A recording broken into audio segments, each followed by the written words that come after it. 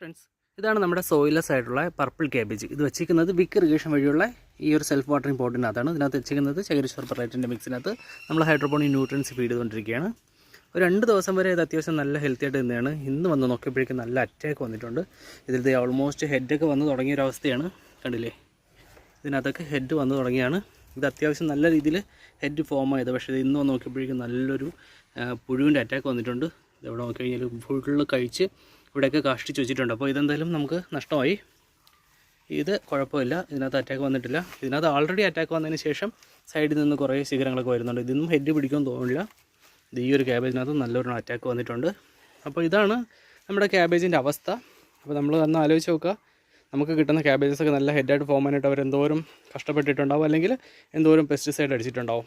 കണ്ടില്ലേ, ഇതാണ് നമ്മുടെ ഏകദേശം ഹാർവസ്റ്റ് ആയേണ്ട ഈ ഒരു സമയത്തേക്ക് നമുക്ക് നല്ലൊരു അറ്റാക്ക് ഇട്ടിട്ട് ഏകദേശം എല്ലാം നഷ്ടമായിട്ടുണ്ട്.